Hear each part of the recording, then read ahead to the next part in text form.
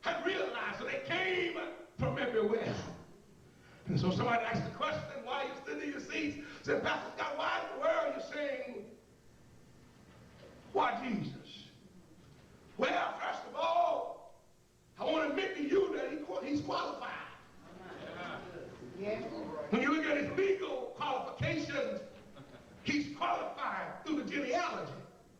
When you look at his prophetic qualifications, he's qualified through the prophets prophesied.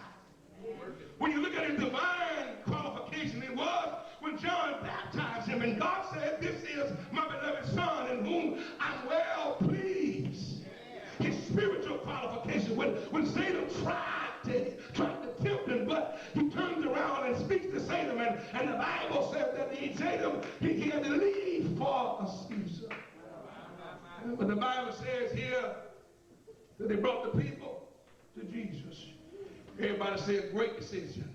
Great decision. They brought the people to Jesus because they realized that in order for them to change their situation, Jesus recognized there was a cry for help.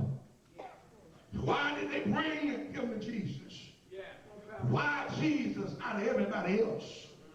We remember the story. The Bible talks about the woman with the blood issue, and she went everywhere trying to get a cure. She went from one doctor to the next doctor. She probably stopped by a priest, and everybody was concocting stuff up for her to change her situation. And they said, well, why Jesus? Why Jesus? John's gospel speaks about why Jesus. Because the Bible says in John 14, verse 6 says, why Jesus? Because he was and he is the way. They found out that there was no other way. There was nobody else that can heal the brokenhearted. They found out there was nobody else that was concerned about the people like Jesus was.